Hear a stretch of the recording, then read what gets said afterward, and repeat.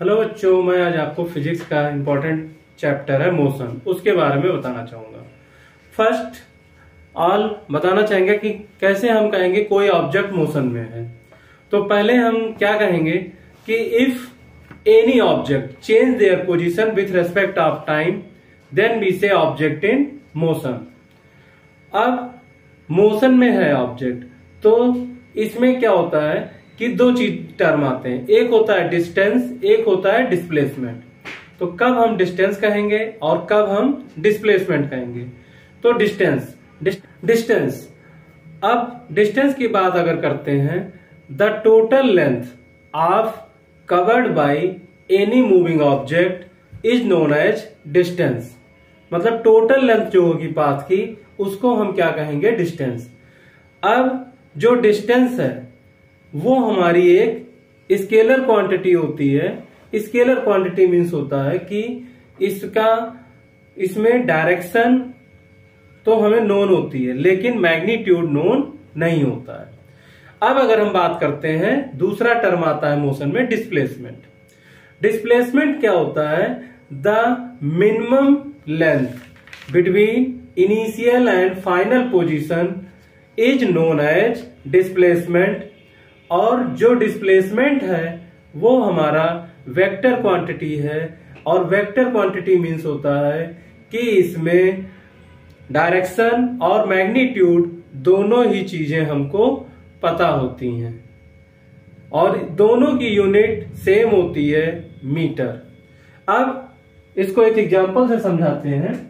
Suppose करिए ए से B तक कोई एक ऑब्जेक्ट मूव करता है, उसने टोटल डिस्टेंस कवर की 10 मीटर, और बी से वापस सी तक आया और यहां पर जो दूरी उसने कवर की वो 5 मीटर। तो डिस्टेंस बिटवीन ए सी बराबर क्या होगा? Total length of the path. तो बराबर क्या हो जाएगा? 10 + 5 बराबर 15 मीटर। और ये जो 15 मीटर है एक हमारा स्केलर क्वांटिटी है, मतलब इसमें हमें मैग्नीट्यूड पता होता है और जो डायरेक्शन है वो पता नहीं होती है। अब अगर इसी में हमें डिस्प्लेसमेंट फाइंड करना हो बिटवीन ए सी, तो क्या होगा? तो दोनों ए और सी के बीच में मिनिमम डिस्टेंस कितनी है? 5 मीटर। तो क्या हो जाएगा? Difference total length of the path, minimum length of the path, length of the path. तो ये minimum length of the path क्या है? A B minus B C. ये टोटल लेंथ है ए बी, इसमें से ये बी सी माइनस कर जाएगा, तो ये हमारी मिनिमम लेंथ आ गई। तो ए सी बराबर होगा A B minus B C. ये 10 - 5 बराबर 5 मीटर। तो यही हमारा डिस्प्लेसमेंट होगा। अब जैसे कि ये तो डिस्टेंस और डिस्प्लेसमेंट हो गया, इसमें एक और दूसरा इंपॉर्टेंट क्वेश्चन उठता है कि difference between displacement and distance, तो उसको कैसे डिफाइन करेंगे? जब भी डिफरेंस लिखना होगा तो हम इस चीज का ध्यान रखेंगे कि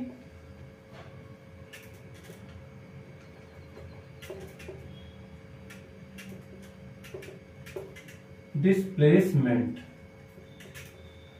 तो यहां पर रखा हमने डिस्टेंस, एक तरफ एक लाइन ड्रा की और इधर लिख दिया displacement.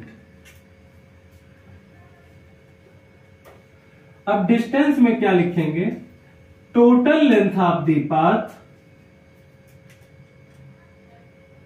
Length of the path of, total length of the path covered by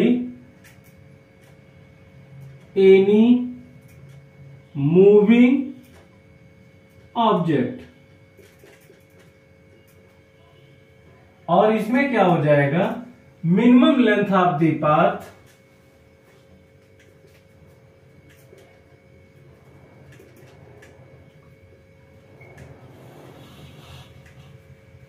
covered by moving object। दूसरा पॉइंट क्या होगा, ये तो हो गया हमारा टोटल लेंथ ऑफ दी। अब ये क्या है हमारी एक, it is represented by only magnitude. Magnitude का मतलब होता है केवल जो हमारी न्यूमेरिकल वैल्यू होती है, और इसको हम रिप्रेजेंट कर सकते हैं इस, मतलब it is represented bye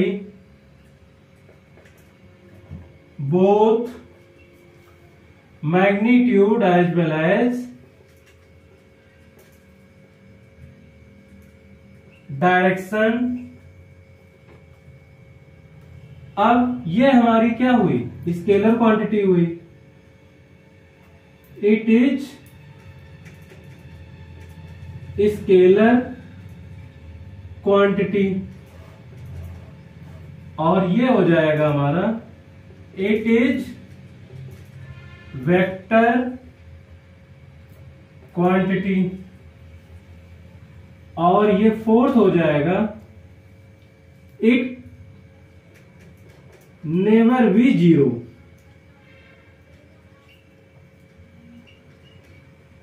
of any moving object, क्योंकि जब ऑब्जेक्ट मूव करेगा तो कुछ ना कुछ वो डिस्टेंस कवर करेगा।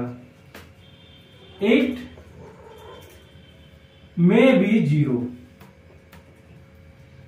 अब जीरो कब होगा डिस्प्लेसमेंट, सपोज करिए वो जहां से शुरू करता है वो उसी पोजीशन पर वापस पहुंच जाता है, तो उसका जो डिस्प्लेसमेंट है वो हमेशा जीरो हो जाएगा। अब बात करते हैं स्पीड की। स्पीड की बात करते हैं अब, तो distance travelled by any moving body या object is known as its speed. अब स्पीड की यूनिट क्या होती है, मतलब कोई स्पीड है तो इसको ऐसे रिप्रेजेंट करेंगे, speed equal to distance upon time.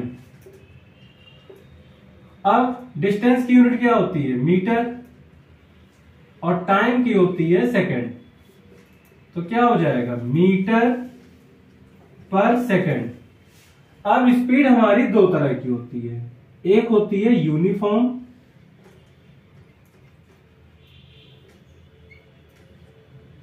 और दूसरी होती है नॉन यूनिफॉर्म स्पीड। अब यूनिफॉर्म स्पीड क्या होती है कि अगर कोई ऑब्जेक्ट है और वो मूव कर रहा है equal distance in equal interval of time में, तो हम कहते हैं कि इस ऑब्जेक्ट की जो स्पीड है वो यूनिफॉर्म है। अब कोई ऑब्जेक्ट है, जैसे एग्जांपल हम ले लेते हैं, सपोज करिए पहले 10 मिनट में 10 सेकंड में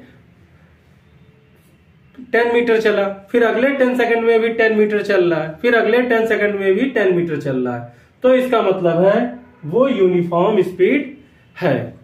अब अगर बात करते हैं नॉन यूनिफॉर्म स्पीड की, तो नॉन यूनिफॉर्म स्पीड में क्या होगा कि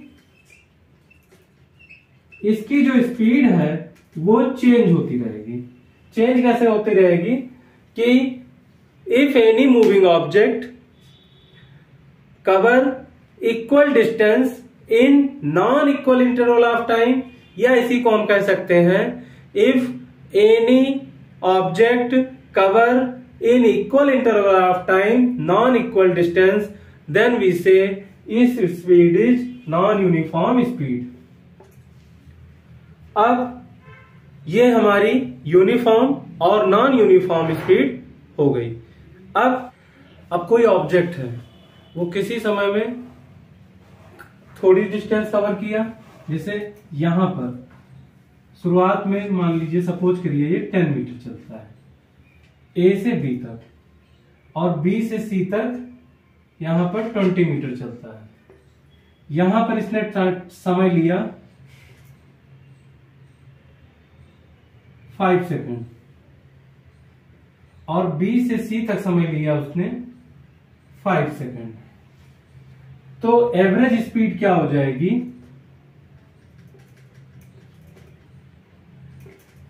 बराबर 10 + 20, मतलब दोनों डिस्टेंस सम हो जाएगा, और 5 + 5 ये टोटल टाइम हो गया। तो 30/10 बराबर कितना आ जाएगा, 3 मीटर पर सेकेंड। तो ये आ गई एवरेज स्पीड। तो इसका फार्मूला क्या होता है एवरेज स्पीड का, total distance upon total taken time. Average speed बराबर क्या होगा, total distance upon total time. ये हो जाएगा एवरेज स्पीड। अब अगर बात करते हैं वेलोसिटी की, तो वेलोसिटी में क्या होगा कि in unit time interval if any object cover displacement is known as its velocity. Velocity, अगर वेलोसिटी की बात करते हैं तो अगर यूनिट टाइम इंटरवल में जो डिस्प्लेसमेंट कवर करेगा कोई ऑब्जेक्ट, उसको हम कहेंगे इसकी वेलोसिटी। सपोज करिए कि यहां से यहां तक आया, यहां से यहां तक आया, ये है A to B, ये फर्स्ट केस है। जब लीनियर मोशन हो रहा है तो इसने टोटल जो डिस्टेंस कवर, डिस्प्लेसमेंट कवर किया वो 40 मीटर है, और डिस्टेंस भी यही होगी, और समय इसने लिया 10 सेकेंड। तो इसकी एवरेज, तो इसकी वेलोसिटी क्या होगी, वेलोसिटी बराबर डिस्प्लेसमेंट अपॉन टाइम।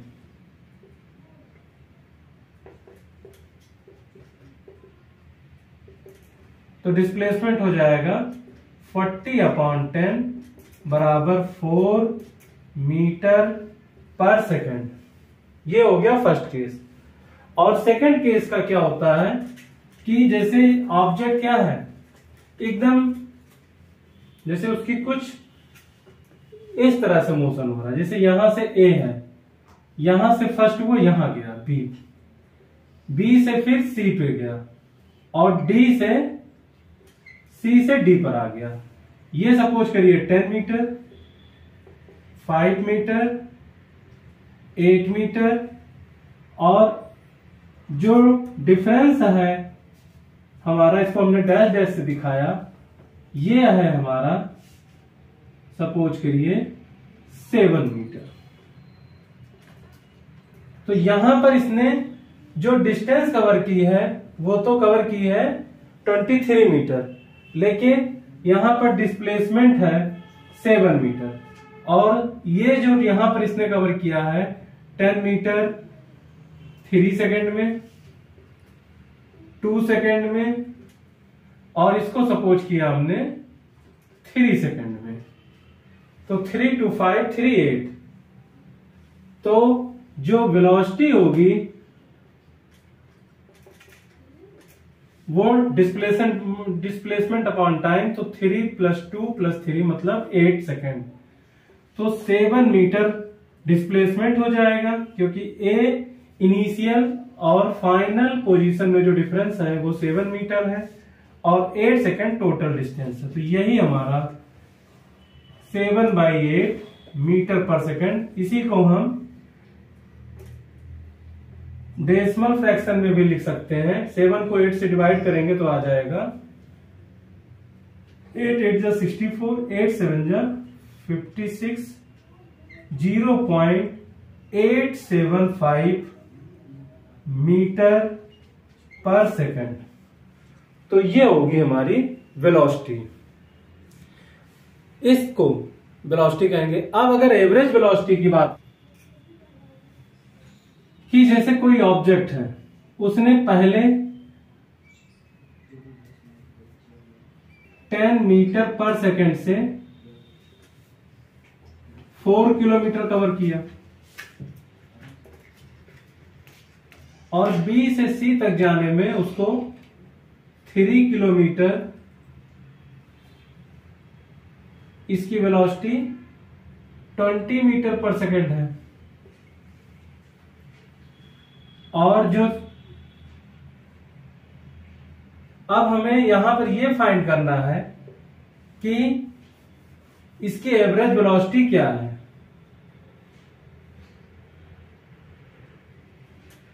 तो 4 किलोमीटर जाने में सपोज करिए इसने 10 मिनट का समय लिया और इसने लिया 3 किलोमीटर जाने में 20 मिनट का समय लिया। अब हमें यहां पर निकालना है एवरेज वेलोसिटी। तो एवरेज वेलोसिटी का फार्मूला होता है एवरेज वेलोसिटी बराबर क्या होगा, total displacement upon total time. तो टोटल डिस्प्लेसमेंट क्या होगा, 4 + 3 अपॉन, अब ये 4 + 3 को हम 1000 से मल्टीप्लाई करा देंगे, क्योंकि 1 किलोमीटर में कितने मीटर होते हैं, 1000। तो ये आ जाएगा हमारा 10 + 20, ये मिनट हो गए और मिनट को सेकंड में कन्वर्ट करने के लिए हम 60 से मल्टीप्लाई करा देंगे। तो आ जाएगा 7000 अपॉन 30 × 60, 2 0 से 2 0 कैंसिल, 6 3 जा 18, तो ये आ गया 70 अपॉन 18। तो ये हो जाएगा 70 अपॉन 18 मीटर पर सेकेंड, या इसको अगर हम पॉइंट में ले जाएंगे तो ये आ जाएगा 3.9 मीटर पर सेकेंड। तो ये हो जाएगी एवरेज वेलोसिटी।